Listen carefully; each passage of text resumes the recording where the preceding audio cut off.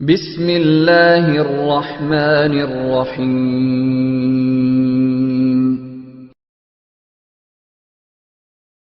زیادہ محنت سے مخلص ہو کر جماعت کے ساتھ رہیں اور زیادہ محنت کریں، اور جو نئے آنے والے ممبران ہیں ان سے بھی کہوں گا کہ وہ بھی ہمارے دست بازو بنیں تاکہ ہم اس طرح کا معاشرہ تشکیل کرنے میں کامیاب ہو سکیں۔ جس کے بعد میں دعوت کتاب دوں گا نہایت قابل محترم ہمارے سرپرست اعلیٰ اور ہمارے لیے نہایت قابل محترم ہے جناب حافظ راشد صاحب کو کہ وہ آئیں اور اپنے خیالات سے ہمیں آگاہ کریں، اور ان کے بعد انشاءاللہ جناب حافظ عمران صاحب درس قرآن دیں گے اور دعا ہوگی۔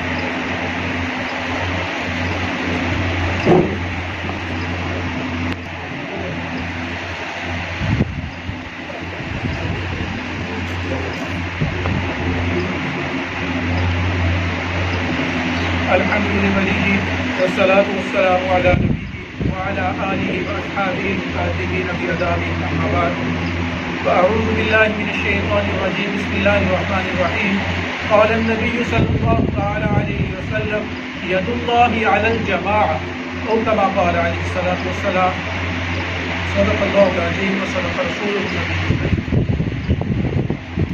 ٹھہرے ہوئے دریا میں طوفان اٹھانے آیا ہوں، ٹھہرے ہوئے دریا میں طوفان اٹھانے آیا ہوں، سوئے ہوئے ان شیروں کو جگانے آج آیا ہوں۔ مسلمان سنی بریلوی دیوبندی میں بٹ گئے، مسلمان سنی بریلوی دیوبندی میں بٹ گئے، تبھی تو سبھی اپنے اپنے مقصدوں سے ہٹ گئے۔ اپنی اپنی مسجدیں ہیں، اپنے اپنے پیر ہیں، ترکشوں میں زنگ کھائے ٹوٹے سارے تیر ہیں۔ سینکڑوں جن کے خدا ہیں ایک جگہ کھڑے ہیں، تو ایک خدا والے کیوں یوں بکھرے پڑے ہیں۔ قوم کو آئینہ دکھانے آج آیا ہوں، ان سوئے ہوئے شیروں کو جگانے آج آیا ہوں۔ فوج پہ ہزاروں کی کبھی 72 بھی تم بھاری تھے، دشمنوں کے چہروں پہ خوف تمہارے طاری تھے۔ وہ کون تھے جنہوں نے ساحلوں پہ کشتیاں جلائی تھیں، وہ کون تھے جنہوں نے اپنے بازوؤں کی تلواریں بنائی تھیں۔ وہ کون تھا جس نے جنگ بدر میں کفر کو پچھاڑا تھا، وہ کون تھا جس نے درہ خیبر کو اکھاڑا تھا۔ وہ تم ہی تھے، وہ تم ہی تھے، وہ تم ہی تھے، یہ بات تمہیں بتانے آیا ہوں، ان سوئے ہوئے شیروں کو جگانے آج آیا ہوں۔ میرے نہایت واجب القدر قابل صد احترام سے وقار سامعین، چونکہ ہمارا پروگرام انتہائی مختصر وقت کے لیے ہوتا ہے، صرف 40 منٹ کے لیے ہم یہ پروگرام ڈیزائن کرتے ہیں اور 40 منٹ میں ہم ان کو مکمل کرتے ہیں، تو مختصر وقت میں چند ایک باتیں عرض کرنا چاہوں گا۔ آج یہ پاسبان ملت ایک ایسی جماعت ہے جس کا ایک مستقل منشور ہے۔ ہم جس معاشرے میں رہتے ہیں، جس کمیونٹی میں رہتے ہیں، جس علاقے میں رہتے ہیں، وہاں رہنے والے لوگ جو ہیں، ہر آدمی کی اپنی ایک سوچ ہوتی ہے، اپنی ایک فکر ہوتی ہے، اپنا ایک نظریہ ہوتا ہے اور اپنی ایک منزل ہوتی ہے، اور اس منزل تک پہنچنے کے لیے اپنا ایک رستہ ہوتا ہے۔ تو لیکن ہم نے ایک جماعت کے اندر مختلف لوگوں کو اکٹھا کرنا ہوتا ہے۔ جب مختلف سوچیں ہیں، مختلف نظریات ہیں، مختلف مناظر ہیں اور مختلف رستے ہیں، تو ہم کس طرح سے تمام لوگوں کو ایک جگہ پہ جمع کر سکتے ہیں۔ یہ دنیا یہ تضادات کا نام ہے، اس میں بہت زیادہ اختلافات پائے جاتے ہیں۔ تو منشور ایک ایسی چیز ہوتی ہے، وہ چند جملے ہوتے ہیں، وہ چند پوائنٹس ہوتے ہیں قوم کے سامنے رکھے جاتے ہیں کہ یہ ہمارا ہدف ہے، ہمارا اپنی سوچ کیا ہے، ہمارا اپنا نظریہ کیا ہے، ہمارا اپنا موقف کیا ہے، ہمارا اپنا ٹارگٹ اور منزل کیا ہے، طریقہ کار کے اپنی زندگی آپ جئیں۔ لیکن اس جماعت کا ممبر ہونے کی حیثیت سے یہ جو ہمارا ایک منشور ہے، اسی پہ چلنا ہے۔ جماعت کے اندر اس منشور سے ہٹ کے کوئی نہیں چلے گا، اور اس منشور میں نہ کوئی اضافہ کرنے کی کوشش کرے گا اور نہ اس میں کوئی اختلافات پیدا کرے گا۔ جماعت کی سطح پہ اس منشور پہ چلا جائے۔ اس منشور کا پہلا جو پوائنٹ تھا وہ تھا نظریہ پاکستان کا تحفظ۔ اور یہاں جتنے دوست بیٹھے ہیں سبھی جانتے ہیں، میں لمبی چوڑی بات نہیں کرتا، صرف انہوں نے اپنی میٹرک کی کتاب کے اندر مطالعہ پاکستان میں پڑھا ہے کہ نظریہ پاکستان کیا ہے۔ یہ میں دہراؤں گا تو بات لمبی، وہیں سے دیکھ لیں۔ اصل میں نظریہ پاکستان اسلامی نظریہ حیات ہے کہ اسلام نے ہمیں زندگی گزارنے کا کون سا طریقہ ہے، تو یہ ہمارا نظریہ ہے، یہ ہمارا منشور کا پہلا پوائنٹ ہے۔ صرف اس ایک پوائنٹ کو اگر ہم فالو کر لیں تو ہمارے لیے آگے بڑھنا بڑا آسان ہو جاتا ہے۔ تو اس منشور کی وجہ سے ہمیں بہت سارے سخت فیصلے بھی کرنے پڑے۔ بعض اوقات ایسا ہوتا ہے جماعتیں بنتی ہیں تو لوگ کہتے ہیں کہ یار ہم زیادہ سے زیادہ جلدی سے جلدی بڑی جماعت ہو جائے، زیادہ گیدرنگ کرنے، بہت سارے ممبر ہو جائیں اور کیا جائیں، ہمارے دوستوں کی بھی یہ جذبات ہوتے ہیں، جذبات کی عمر ہے، ہمارے دوستوں کا بھی یہی خیال ہے کہ ہمارے ممبران زیادہ ہونے چاہیے. تو میں نے ان سے ایک بات کہی تھی کہ ہم بجائے اس کے کہ بہت زیادہ لمبی چوڑی گیدرنگ کریں، اس سے بہتر ہے کہ ہم صرف ان لوگوں کو اپنے ساتھ ملائیں جو ہماری بات کو سمجھ سکتے ہیں. تو میں بات پھر وہی کروں گا. تو اس منشور کی وجہ سے ہمیں بہت سارے سخت فیصلے کرنے پڑے. وہ سخت فیصلے یہ تھے کہ جو ہمارے منشور سے ادھر ادھر ہوتے تھے، منشور کو فالو نہیں کرتے تھے، تو ہم نے ان سے معذرت کی اور بڑے ادب کے ساتھ معذرت کی. ہمارے ان کے ساتھ معاشرتی تعلقات ہیں، ہمارے بھائیوں کی طرح ہیں، ہمارے ان سے کسی قسم کا کوئی تعلق خراب نہیں ہے. آج بھی وہ ہمارے بھائی ہیں، کل بھی بھائی تھے. لیکن اس سیٹ اپ میں ہم نے کہا کہ ہم اپنی ذاتی رائے کو یہاں پہ نہیں آنے دیں گے، تو لہٰذا ہم اسی پہ چلیں گے. تو یہ ایک منشور ہے. اب اس کے آگے ہم نے کرنا کیا ہے؟ دیکھیں، میں آج مطالعہ کر رہا تھا دور فتن کا. تو نبی کریم صلی اللہ علیہ وسلم نے فرمایا سب سے پہلے جو چیز ختم ہوگی وہ ہے خلافت، کہ اسلام کی کڑیاں جو ہیں وہ ایک ایک کر کے ٹوٹیں گی. سب سے پہلی کڑی جو ختم ہوگی وہ خلافت ہوگی. پھر لمبی تفصیل ہے. اس کے بعد آخری کڑی جو ختم ہوگی وہ نماز ہوگی. اب نماز یہ تو نہیں ہو سکتا کہ ایک ہی وقت میں پوری امت مسلمہ بیک وقت نماز کو چھوڑ دے. تو خلافت، یہ خلافت عثمانیہ کے نام سے آج ہر آدمی واقف ہے. وہ ایک ڈرامے کی وجہ سے ہر آدمی جانتا ہے خلافت عثمانیہ کو. تو ایک دور میں وہ خلافت کو ختم کیا گیا 1923 میں تقریباً. اس کے بعد آج تقریباً 98 یا 97 سال، 97 ایئرز، یعنی 97 سال کے بعد نماز کی کڑی کیسے ٹوٹی ہے؟ دیکھیں، انفرادی طور پہ ہر آدمی نماز ادا کرے گا، مسجد میں نہیں کرے گا تو گھر میں کر لے گا. تو قیامت اس وقت قائم ہوگی جب ایک بھی مسلمان نہیں رہے گا، ایک بھی کلمہ گو نہیں رہے گا.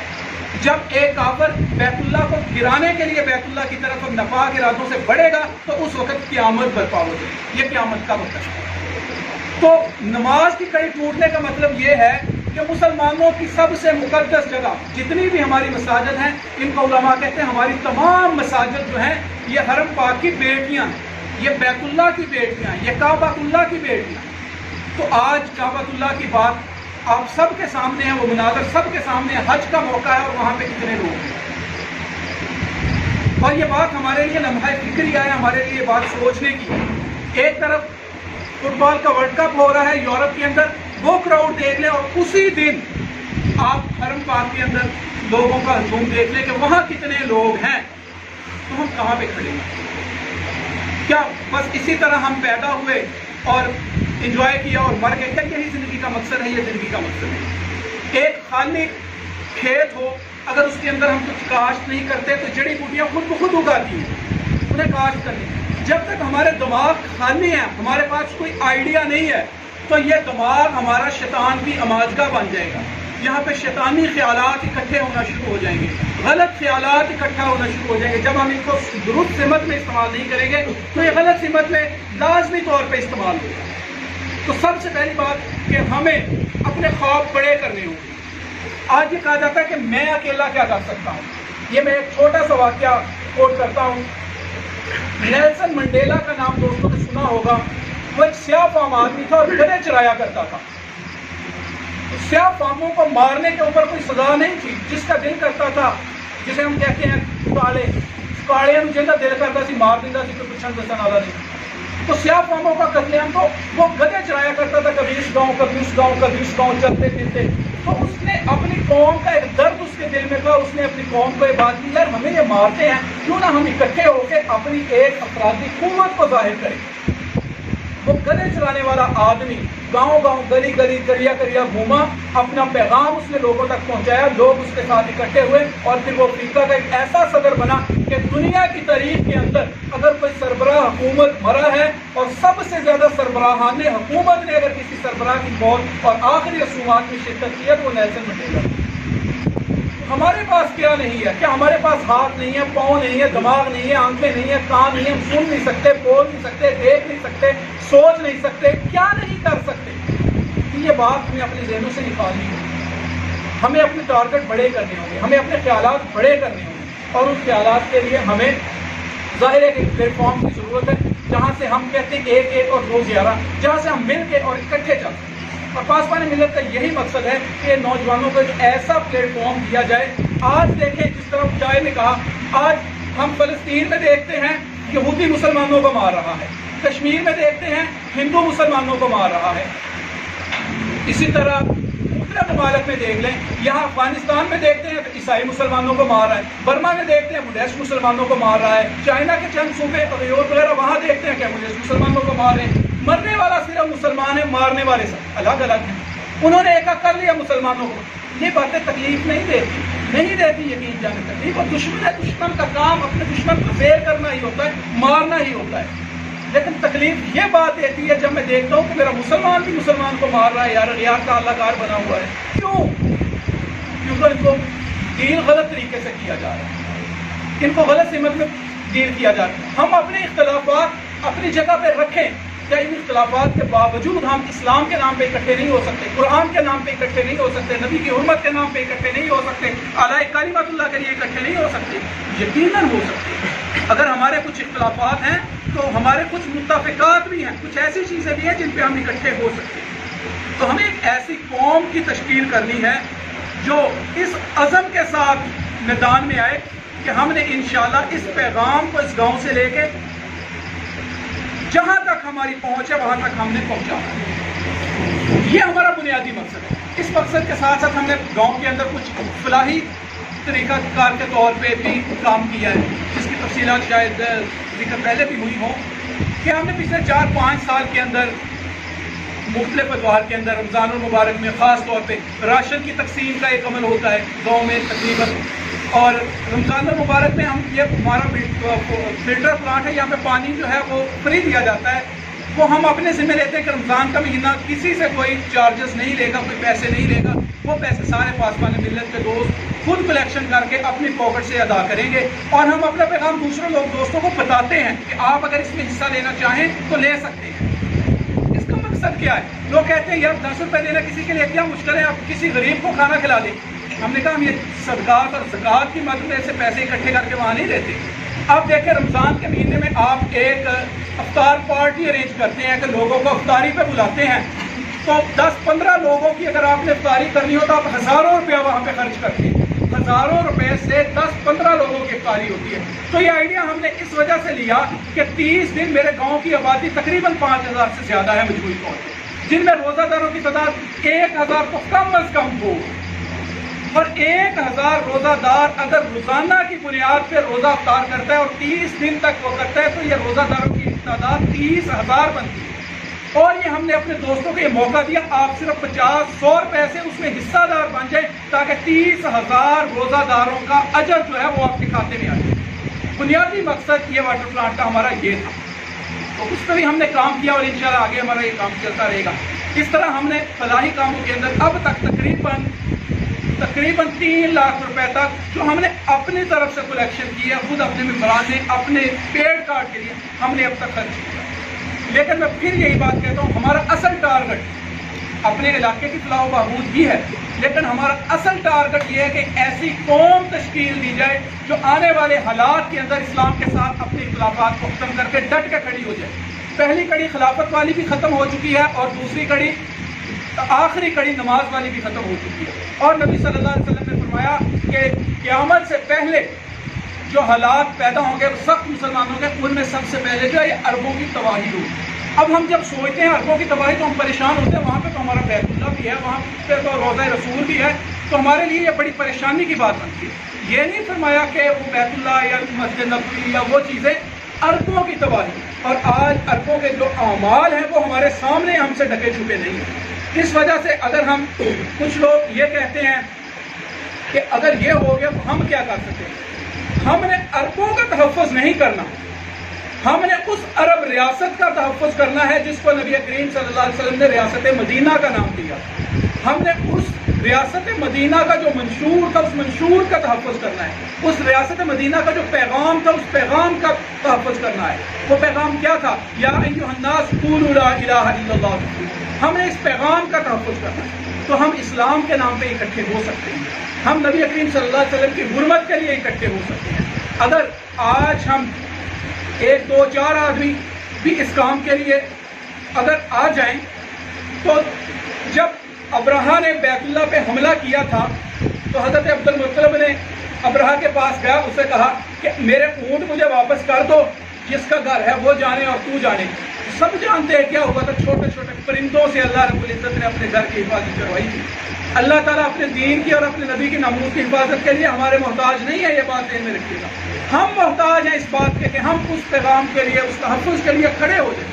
اگر اللہ تعالیٰ ہمیں اس چیز کے لیے قبول کر لے تو یہ اللہ تعالیٰ کا ہمارے اوپر احسان ہے, ہمارا اسلام کے اوپر کوئی احسان نہیں. تو دعا ہے کہ آج ہمارے جو نئے دوست تشریف لائے ہیں, میں امید کرتا ہوں کہ وہ دور سے دیکھنے سے کچھ پتہ نہیں چلتا, وہ آئیں, ہمارے ساتھ بیٹھیں, ہماری گفتگو سنیں, ہمارے پروگرام میں شرکت کریں. میں امید کرتا ہوں 2-3 پروگرام اگر وہ ہمارے ساتھ ملیں گے تو اس کے بعد ان کا جانے کو دل نہیں چاہے گا انشاءاللہ. ہمارے پاس دینے کو کچھ نہیں ہے. دینے سے مراد آج ہم مادیت پرستی کا شکار ہیں. ہم سمجھتے ہیں شاید یہاں لگ گیا تو کوئی سیاسی اپروچ ہو گیا, ہمیں کوئی نوکری مل جائے گی, ہمیں کوئی بڑا بزنس مل جائے گا, ہماری کوئی لائف سٹائل اچھا ہو جائے گا. ایسی چیزیں ہمارے پاس دینے کے لیے کچھ نہیں ہے. لیکن ہمارے پاس ایک دینے والا نظریہ ضرور ہے, اور وہ نظریہ وہ ہے کہ جس جنگ کے دہانے پہ ہم کھڑے ہیں, وہ آخری جنگ جس میں دجال اور حضرت مہدی کا مقابلہ ہوگا, آج ہم اس دہانے پہ کھڑے ہیں. ہماری خواہش ہے کہ ہم اپنے آپ کو ایک خاص اور ایک متعین مقصد کے لیے تیار کر لیں اور اپنی سائز اب بالکل واضح کر لیں. یہ وہ وقت ہوگا جہاں میں کوئی درمیانی رستہ نہیں ہوگا. آج ہم جی رہے ہیں, کوئی بالکل دائیں طرف ہے, کوئی بالکل بائیں طرف ہے, لیکن جو اسلام پسند ہے ان کی تعداد بہت کم ہے, جو سیکولر سوچ والے ہیں ان کی تعداد بہت کم ہے. 80% ہماری آبادی جو ہے وہ درمیان میں جا رہی ہے, ان کے پاس کچھ بھی نہیں ہے. لیکن یہ جو وقت آئے گا یہاں پہ درمیان میں سے ایک سیدھی لائن لگ جائے گی, یا ادھر یا ادھر درمیان والا رستہ بالکل ختم ہو جائے گا. اور اگر آج ہم نے اپنے ذہنوں کو سیدھے راستے کے لیے تیار نہ کیا تو پھر کہیں بدقسمتی سے ہم دوسری طرف نہ گرتے. تو دعا ہے کہ اللہ رب العزت ہمیں اس پیغام کو سمجھنے کی توفیق عطا فرمائے. اور آخر میں درس قرآن ہوگا 10-15 منٹ کا, وہ بھائی عمران صاحب کو میں ریکویسٹ کروں گا کہ وہ آئیں اور درس قرآن کے حوالے سے بھی ہماری رہنمائی فرمائیں, اور اس کے بعد اختتام کی دعا بھی. السلام.